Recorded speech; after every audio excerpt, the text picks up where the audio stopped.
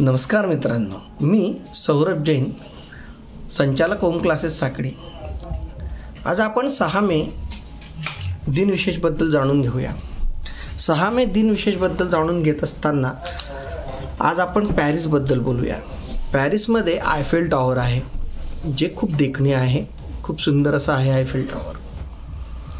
तर त्याचा इतिहास कसा आहे, तर फ्रेंच राज्यक्रांतीची शताब्दी साजरी करण्यासाठी 2 ते 3 वर्ष आधी म्हणजे 1886च्या जवळपास 1886-87च्या दरम्यान बरेचसे प्रस्ताव ते सरकारने तिथल्या मागवले आणि त्यात 1887मध्ये गुस्ताव आयफेल, परत नाव सांगते, नाव 2 ते 3 वेळेस दरवेळेस सांगतो ना, गुस्ताव आयफेल यांची एक संकल्पना होती आयफेल टॉवरची, जी बऱ्याचशा जणांना आवडली आणि ते सक्सेसफुली त्यांनी 1889मध्ये आयफेल टॉवर उभंही करून दाखवलं।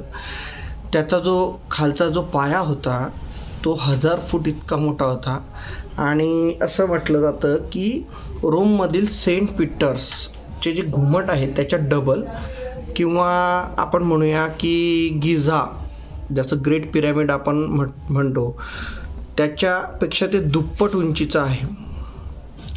आणि शताब्दी साजरी करत असताना बऱ्याचशा जणांना मग तिथं एंट्री भेटली। ती एंट्री कधी भेटली तर 6 मे 1889 रोजी ते आम नागरिकांसाठी खुले करण्यात आले। तिथं यात्रा वगैरे भरली, शताब्दी साजरी झाली।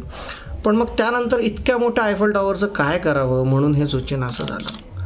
मग काय करावं, तर त्याच्यावर विविध चर्चा झाल्यानंतर 1890मध्ये हवामान केंद्र म्हणून ते स्थापित झालं आणि 1890ला हवामान केंद्राचे अचूक अशी तिथून इन्फॉर्मेशन भेटू लागली।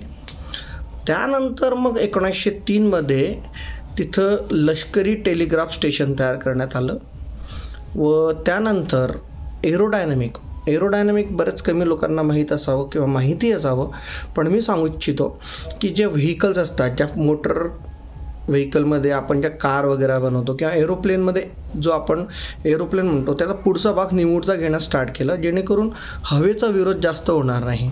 मग हवेचा अभ्यास करण्यासाठी स्पेशल कुठलं चांगलं आहे, तर असं ठरलं की अरे हो, आयफेल टॉवरवरून जर इतक्या हाईटच्या ठिकाणी आपण जर हवेचा अभ्यास केला तर भरपूर व्यवस्थित राहील। तर एरोडायनॅमिकच्या बरेचसे जे अभ्यासू होते त्यांनी आयफेल टॉवरला एक चूज केलं आणि तिथं ते आयफेल टॉवरला अभ्यास केलं त्यांनी। तर हे कधी झाले, तर हे 1909ला।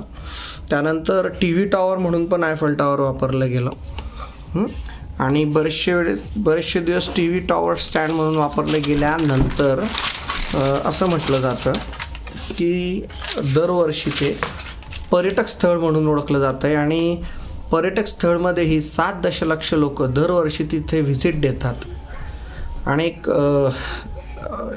काय म्हणतात, एक फिरण्यासाठी कपल्ससाठी आयफेल टॉवर हे लकी टॉवर असं पण म्हटलं जातं, म्हणून तिथं 7 दशलक्ष दरवर्षी इतके लोक व्हिजिट देत असतात। होप सो तुम्हाला माहिती आवडली असेल। तुम्ही असेच व्हिडिओ बघताय म्हणून धन्यवाद। सबस्क्राईब करा, लाईक करा, थँक्यू।